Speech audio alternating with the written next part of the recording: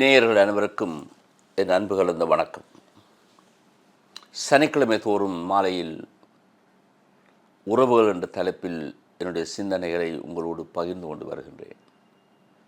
இதை யார் யாரெல்லாம் கேட்கிறார்கள், யார் யாரெல்லாம் கேட்கவில்லை என்று எனக்கு தெரியாது. தெரிந்திருந்தால் நல்லம். காரணம், ஒரு ஃபீட்பேக்,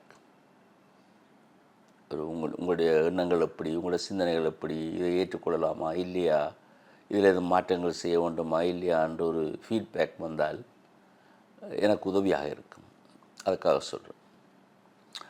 இன்றைக்கு நான் மன்னிப்பை பற்றி ஒரு உபதலைப்பில் என்ற சிந்தனையை பகிர்ந்து கொள்ள விரும்புகின்றேன். ஒரு முக்கியமான செய்தி, கொஞ்சம் கடினமான செய்தி இன்றைய காலகட்டம்.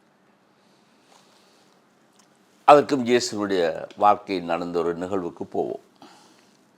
பின்பு பேதுரு இயேசுவை அணுகி, ஆண்டவரே, என் சகோதரர் சகோதரிகளுள் ஒருவர் எனக்கு எதிராக பாவம் செய்து வந்தால் நான் எத்தனை முறை அவரை மன்னிக்க வேண்டும்?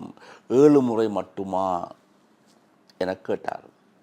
அதற்கு இயேசு அவரிடம் கூறியது, 7 முறை மட்டுமல்ல, 70 தடவை 7 முறை என நான் உனக்கு சொல்லுகிறேன் என்று கூறினார். மன்னிப்பை பற்றியது. எங்களில் பலருக்கு எனக்கு தனிப்பட்ட முறையில் தீமை செய்தவர்களை அல்லது என்னுடைய குடும்பத்துக்கு தீமை செய்தவர்களை மன்னிப்பது கடினமாக இருக்கின்றது. புரிந்து கொள்ளக்கூடிய ஒன்றுதான். ஏன் நான் மன்னிக்க மறுக்கிறேன்? காரணம், பழி வாங்க வேண்டும் என்ற என்னுடைய ஒரு நிலைப்பாடு அடிமனதில் இருக்கு. அன்கான்ஷியஸ். அதனால்தான் என்னை பாதித்தவன், என் வாழ்க்கையை பாதித்தவன், எனக்கு வாழ்க்கையை முட்டுக்கட்டையாக இருந்தவனுக்கு ஏதாவது ஒரு தீமை ஏற்பட்டால் நாங்கள் உடனே மகிழ்ச்சிவோம். அவனுக்கு அல்லது அவளுக்கு ஒரு தீமை ஏற்பட்டால் நான் மகிழ்ச்சி அடைகிறேன். உனக்கு காணாது, கடவுள் கண் திறந்துட்டார் பார், கடவுள் என்னை தண்டிக்கிறார். இதெல்லாம் தப்பு. எங்கள் கடவுள் கண்டிக்கும் கடவுளும் அல்ல, தண்டிக்கும் கடவுளும் அல்ல, அன்பே உருவான கடவுள். அப்போ நான் மன்னிக்க வேண்டும். மன்னிப்புண்டா என்ன? அந்த எனக்கு ஏற்பட்ட அந்த நிலை, அந்த நோவு, இன்னொருவருடைய செயலால் எனக்கு ஏற்பட்ட அந்த நோவு, பெயின், அதிலிருந்து நான் விடுதலை பெற வேண்டும். ஆகவே நான் ஒருவரை மன்னிக்கும் பொழுது என்னுள் இருந்து நான் ஒரு விடுதலை அடைகின்றேன். அதுதான் மன்னிப்பில் நான் எடுக்கும் அல்லது நான் அனுபவிக்கும் ஒரு பெரிய கொடை. ஃபர்கிவ்னஸ். கண்ணதாசன் ஒரு முறை பாடல் ஒன்று பாடினார், மன்னிக்க தெரிந்தவன் மாணிக்க கோவில் அப்பா. உண்மை. நீ ஒரு கோவிலாக மாறிவிடுவாய். ஏன்? கடவுள் அங்கு உறைந்திருக்கிறார், அன்பு அங்கு உறைந்திருக்கின்றது. நீ கடவுளை பார்க்கிறாய், ஏன் அப்படி மன்னிக்கிறாய். இந்த மன்னிப்புக்கு இல்லை என்று தான் இயேசு சொல்கிறார். 7 முறை இல்லை, 70 முறை இல்லை, 7 முறை. அதாவது எண்ணிக்கை கிடையாது. மன்னித்து கொண்டே வாழ். இப்போ என்னுடைய வாழ்க்கை எடுத்துக்கொண்டா நான் ஒவ்வொரு தவறு செய்திருக்கிறேன், இல்லைன்னு சொல்ல முடியாது. ஒவ்வொரு முறையும் அந்த தவறை செய்யும் பொழுது அல்லது தவறு செய்த பின்னர் நான் மன்னிப்பு கேட்கிறேன், மன்னிக்கப்படுகிறேன் என்ற ஒரு உணர்வு. அதனால் நான் இன்னும் தீமை செய்ய இல்லையா, தவறு செய்ய இல்லையா, தொடர்ந்தும் தவறு செய்கிறேன், தொடர்ந்தும் விழுகிறேன், அப்போ தொடர்ந்தும் மன்னிப்பு கேட்குறேன். அப்போ எனக்கு தொடர்ந்து மன்னிப்பு தேவை என்று சொன்னால் என் அயலவனுக்கும் தொடர்ந்து மன்னிப்பு தேவைதானே? ஏன் எனக்கு ஒன்று அவனுக்கு ஒன்று? அதைத்தான் இயேசு சொன்னார், மன்னிப்புக்கு கணக்கு கிடையாது. இயேசுனுடைய வாழ்க்கையில் ஒரு நம்ப முடியாத ஒரு நிகழ்வு. கல்வாரி மலையில் சிலுவையில் இயேசுவை அறைகின்றார்கள், சித்திரவதை செய்கிறார்கள். சித்திரவதை இன்றைக்கும் பல நாடுகளில் நடைபெறுகின்றன. பயங்கரமான சித்திரவதைகள் இந்த நாட்டில் நடைபெறுகின்றன. யார் கேட்டார்கள்? கேள்வி கேட்கிறார்களா? ஏதோ மதம் என்று 4 மதங்களும் இருக்கிற இந்த நாட்டில் எவ்வளவு கொடுமை. ஒரு சிறிய தீவு, ஒரு சின்ன தீவு. இந்த தீவு ஏற்றுக்கொள்ள முடியாத அளவுக்கு வன் செயல்கள், சித்திரவதைகள், கொலைகள், களவுகள் நடந்திருக்கின்றது சொன்னால் இந்த மதங்கள் எல்லாம் அங்கே. இயேசு என்ன செய்கிறார்?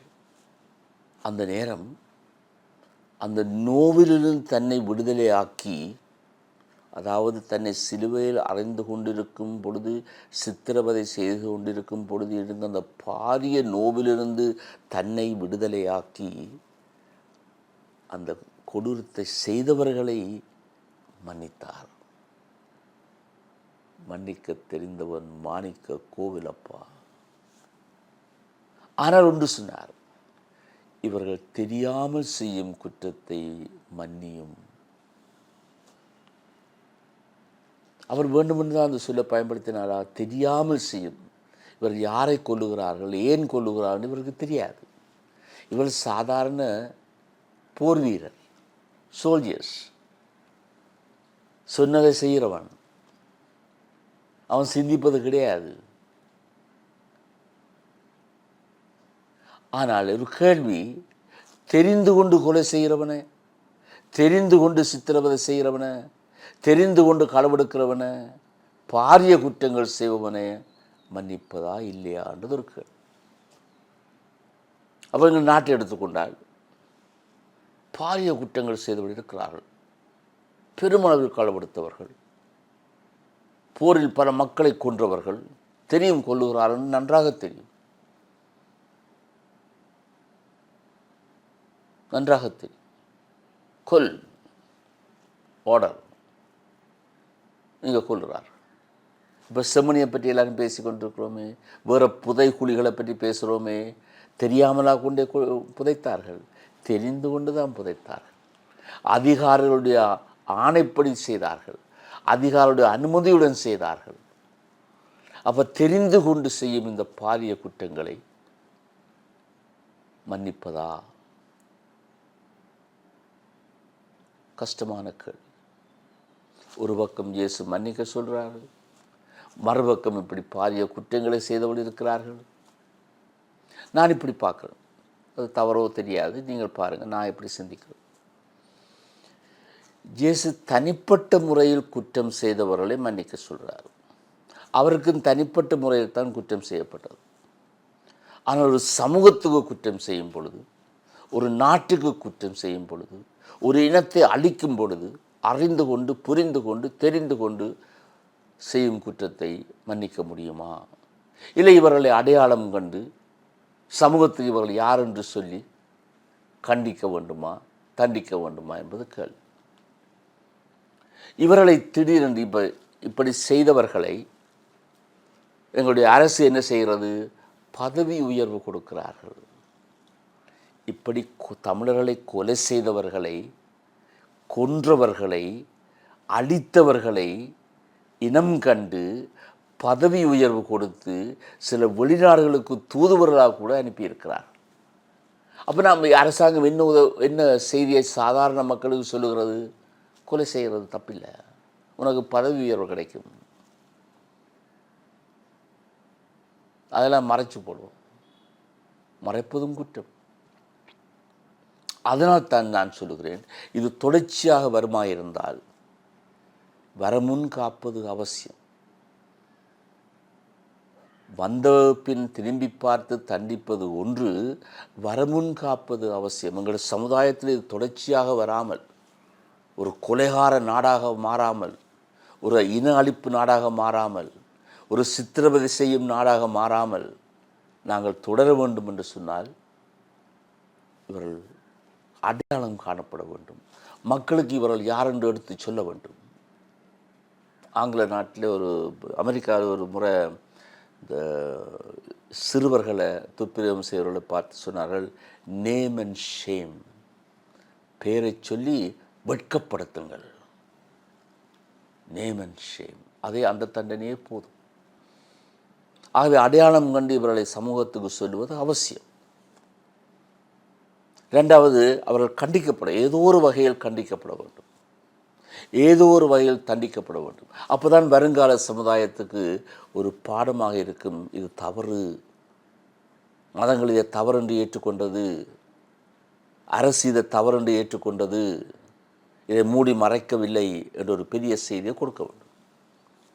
நான் முன்னரும் இதை கூறியிருக்கிறேன், இன்றைக்கு மீண்டும் கூறுகின்றேன். டேவிட் செல்வோன் என்ற ஒரு வரலாற்று ஆசிரியரும் ஒரு ஊடகவியலாளரும் 1977ஆம் ஆண்டு எங்களுடைய இன அழிப்பின் ஒரு பகுதியாக நடந்த பொழுது இங்கு வந்து இந்த நாட்டுக்கு வந்து கிட்டத்தட்ட எல்லா இடமும் சென்று பல செய்திகளை கேட்டு பல ஆய்வுகள் செய்து ஒரு பெரிய நீண்ட கட்டுரை எழுதினார். அது எங்கள் நாட்டில் பிரசுரிக்கப்படவில்லை, எதிர்பார்த்த ஒன்று. இந்தியாவில் உள்ள இல்லஸ்ட்ரேட்டட் வீக்லி என்ற சஞ்சிகையில் அது பிரசுரமானது. நான் படித்தேன். அதில் முதல் வரி மறக்க முடியாத வரி. மற்ற எல்லாத்தையும் நான் மறந்துட்டான். அந்த முதல் வரி மறக்க முடியாது. முதல் வசனம், ஸ்ரீலங்காவின் கேடு என்னவென்றால், ஸ்ரீலங்காவின் கேடு என்னவென்றால் கொடுமைகள் தண்டிக்கப்படுவதில்லை. The tragedy of Sri Lanka is crime is not punished.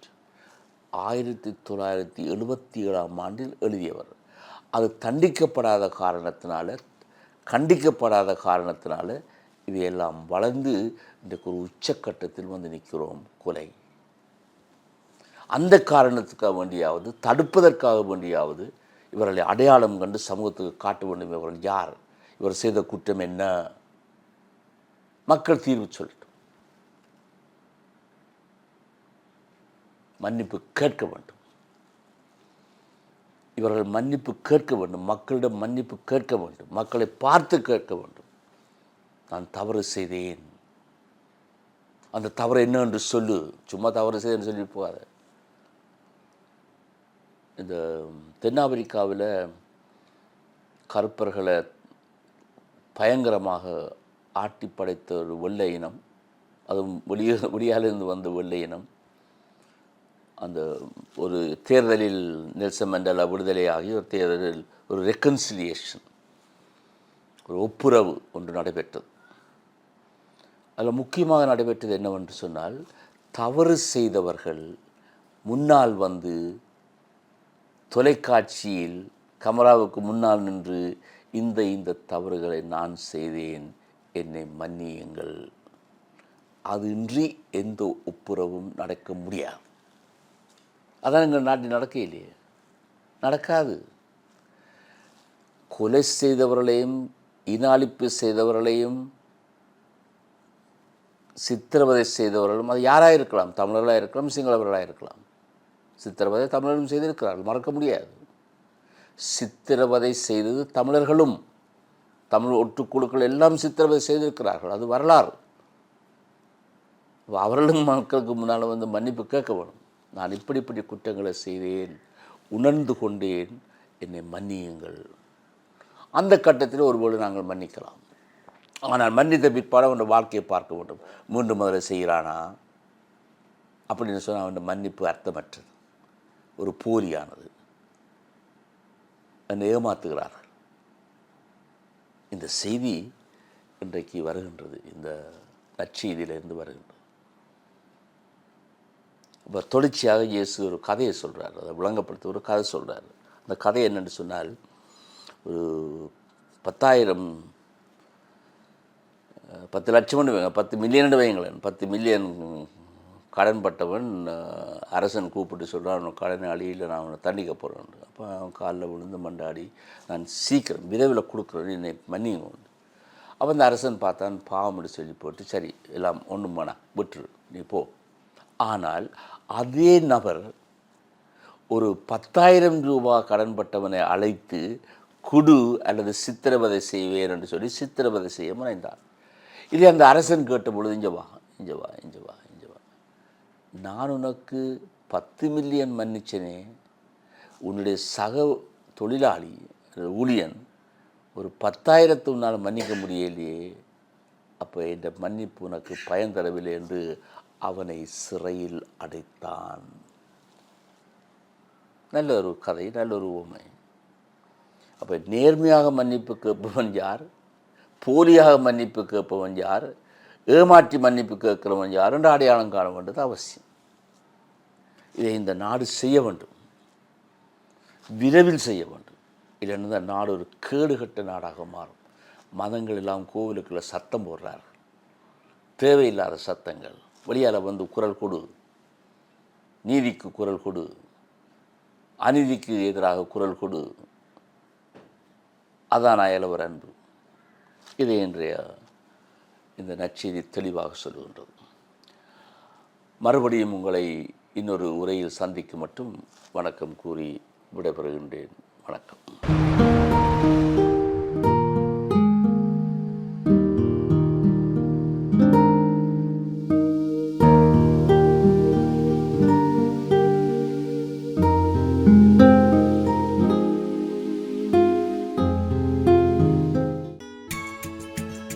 Holi மேடையில் புத்தம்புது நிகழ்ச்சிகளை உடனுக்குடன் பார்த்து மகிழ எமது ஃபேஸ்புக் மற்றும் யூடியூப் பக்கத்தை லைக் செய்யுங்கள்.